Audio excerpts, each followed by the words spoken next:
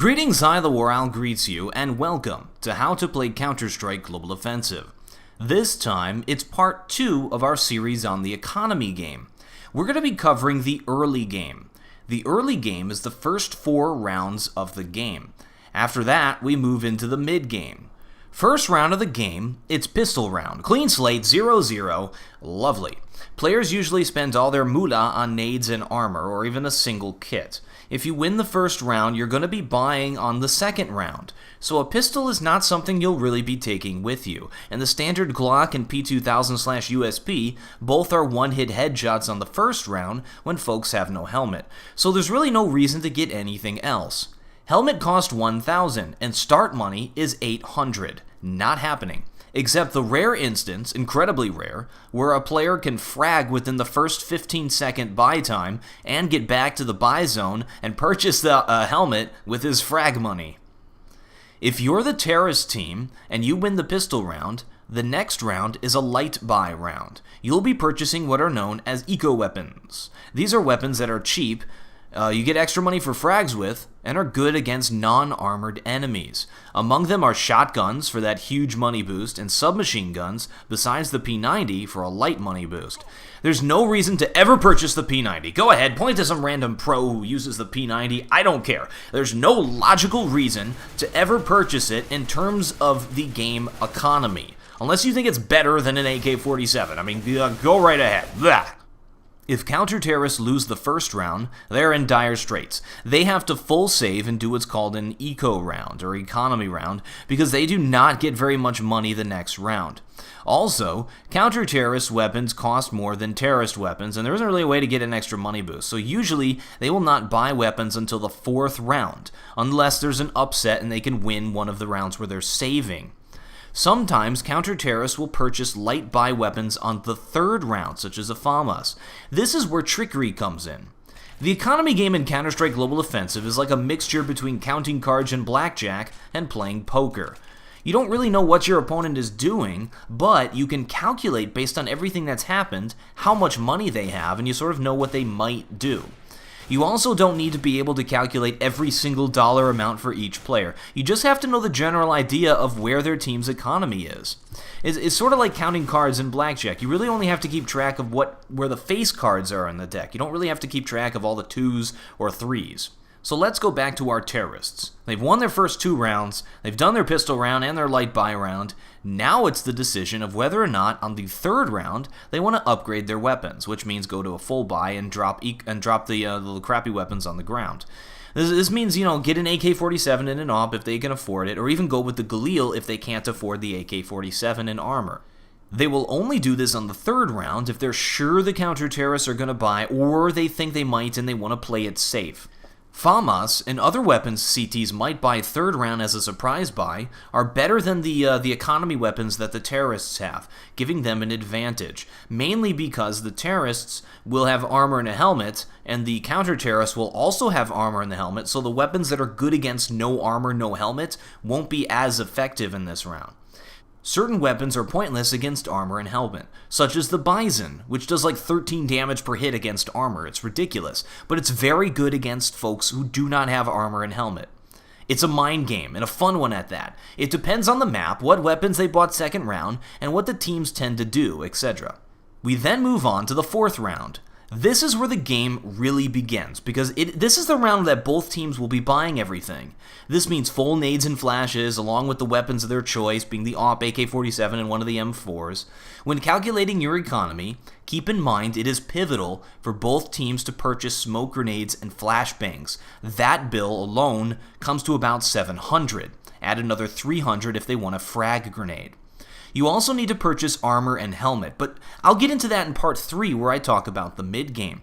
Now that we've gone over every scenario where the terrorists win first round, let's crunch some numbers. For terrorists, there is an $800 start money. Most of this is probably spent, so we're not going to factor this into our numbers. Second round, for a win, they get $3,250 or $3,500 for their win, depending on if they won by killing the enemies or the bomb going off. Individually, there's a bounty of $300 money per frag, coming to $1,500 possible individual money per frags, and then the $300 extra for a bomb plant, which may happen. This gives the team the max possible money reward of 19,300, assuming that no knives happened. And dividing it up between the 5 players, that's about 3,860 apiece. That's kind of the budget for eco. So you have to spend 1,000 on armor and a helmet, and you have 2,860 left over. An AK-47 costs 2,700 within our budget. So why wouldn't we do this? We really don't need smokes and flashes against an ecoing team.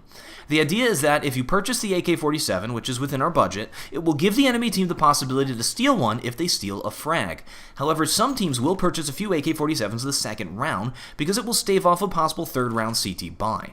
Nobody wants to go up against an AK-47 armed with a FAMAS. Also, the AK-47 gives 300 per kill, making our next possible round bounty the same as before. Purchasing an SMG doubles the player kill bounty, and purchasing a shotgun triples it. So now our decked out terrorists win the second round. A few of them might die. Hate to see a weapon go to waste. Some of the surviving players might purchase an AK-47 for themselves and drop their eco weapons for their teammates. It's a smart thing to do. Teams really need to plan together what they are planning to do for this round and whether or not they think the CTs are going for a surprise buy. So that's between 300 and 900 per kill. 5 folks to kill, plus the 300 bomb plant and the 3,500 per each player for a win, putting our maximum bounty at 22,300. So that's between 300 and 900 per kill. 5 folks to kill, plus the 300 bomb plant, and the 3,500 per each player for a win, putting a maximum bounty out of 22,300. Or 4,460 per player. Obviously, some players will have more than this and some players will have less. I'm just sort of giving a little baseline here. That number allows for a full buy if necessary on the third round, or in nearly every case, allow folks to upgrade to the AK-47 and keep the armor and helmet. So basically, if terrorists win the first round and they play their cards right, they are more likely to win the first 3 rounds, giving them 3 points in the early game and going into the mid game. That's a huge lead right off the bat. Pistol round is so important. This just shows you how critical the pistol round is in this game. To briefly go over the Cts buying possibilities when terrorists win the first round, there's a first round loss reward of 1,400. Then the second round loss reward of 1,900 for a total of 3,300 on round 3. That's not enough to buy. M4 costs 2,900 or 3,100 for A1 and A4 respectively. Armor costs 650 without a helmet, or even at a best case scenario without a kit. So we're not buying this round. Some folks, however, will go for the FAMAS to buy this round. FAMAS costs 2,250. Add to that the 650 and we're at 2,850 within our budget. We also have some left over for the defusal kit at 400, putting us at 3,250. And why not? We have 50 left over. Let's buy ourselves a decoy. But wait, TheWarOwl, you said before that armor and helmet cost 1,000. Why did you say 650? Well, if terrorists have AK-47s and ops, they are both one-hit headshots anyway, so why buy a helmet? Epiphany! CTs can go without helmet on certain rounds. Terrorists cannot. This is the only economic advantage that CTs have in any situation. For everything else, there's MasterCard. Okay, so that was a crazy shopping list. I apologize for that. If you're still paying attention after that one, you're amazing. All right, now it's time to tell you, after spouting all them numbers, all them fancy mathematicals, that you don't actually have to remember any of that. It was pointless. I was just giving a sort of a why explanation to the buying behaviors I discussed previously. In-game, you really just have to have a general idea of the state of the game, and it's not that hard to keep track.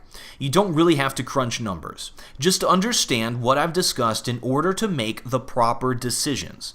For most competitive players, this is all second nature, which means that they don't really have to say it to each other. They don't really have to think it. They just know what to buy, and everybody who plays at that level is expected to know. And that's why I made this tutorial. It's important for everybody to understand what to buy so everybody on your team is happy, everybody knows what's going on. This usually isn't a discussion. Okay, so we've discussed what happens when terrorists win the first round and counter-terrorists are forced to save. But what happens if counter-terrorists win the first round and terrorists are forced to save? The game plays out very differently. If terrorists lose the first round, the goal then becomes to be able to buy fully on the third round. This gives them another chance at another point, and a chance to destroy the economy of the counter-terrorists and get ahead in the momentum. I'll go more into the economic momentum stuff into the third part of this tutorial when we get into the mid-game. Remember that rule we talked about from part 1 of this series where planting the bomb gives terrorists an extra 800? This is where that comes into play. If terrorists are able to get a bomb plant on first or second round, that extra 800 per teammate is enough to give terrorists a third round buy, even if they lose round 1 and 2. Don't believe me? Want me to prove it? Don't make me get out the spreadsheets again. We don't want to go through that whole thing. Alright, so it's up to the counter-terrorists to know if terrorists are doing a third round buy, so that on round 3 they can make the decision of whether or not to upgrade their weapons to M4s. If counter-terrorists win the first round, they will buy eco weapons the second round. Or buy light the second round, sorry. We already went over what that looks like for terrorists, so I'll just talk about what the differences are for the counter-terrorists. CTs have to buy kits. Kits cost 400 each. M4s cost between 200 and 400 more than the AK-47. That's a possible 800 more per player per round. And we're not even factoring ops into this. They don't get the extra money for bomb plant, which is 800, so that's 16 down. It's 1,600 down. It's crazy how much more money the terrorists have, how much more the counter-terrorists have to spend. Ts always get that advantage. Okay, so I went over this a little bit fast, but I think you guys get the picture. Let me recap the most possible scenarios. If terrorists win the first round, they will buy light the second round, may upgrade the third round, but usually will buy full the fourth round, because counter-terrorists will save the second round, may try to do a risky surprise buy third round, but most probably not, and usually will save until the fourth round. If counter-terrorists win the first round, they will buy light the second round, may upgrade the third round or the fourth round, because terrorists will save the second round, try to get a bomb plant for money on the first and second round, and then will try to do a third round buy. If they can't do that, they will save and buy for the fourth round. If you remember anything from this video, just remember that. Now let's talk about an AWPer. I've been speaking a lot about the rifles this time, and all the different money that goes into the rifles. AWPers usually will want to save their money so that they can afford their AWP the first time there's going to be a full buy versus full buy. They don't want that AWP on eco. If pistolers steal an AWP, there's a huge win for the other team. So they probably want to be buying this thing on the fourth round to be safe. Because it's beneficial to use a sidearm at close range. A second round buy for an AWPer is a good idea to buy a P250. It's cheap. It's a nice eco weapon, and this next round, a teammate can drop one of their eco weapons for them, or one of their light buy weapons for them when they upgrade, and they'll have enough for a fourth round in order to afford that AWP. The AWP is a lot more expensive than the rifles. This is not what happens every time. You can come up with your own buying strategy for getting an AWP. This is just some basics. There are a lot of numbers in this game, and there's a ton of different strategies for buying. I just want to, drill the basics here with you folks so everybody has an idea of what to buy nearly every round. We've got one more video, folks, the mid-game. I'm going to use the term mid-game to refer to rounds 5 through 15, since we covered the first 4 here. So click on the annotation link to go to part 3, or click on the link from the video description. I'm TheWarOwl, and I still have no closer.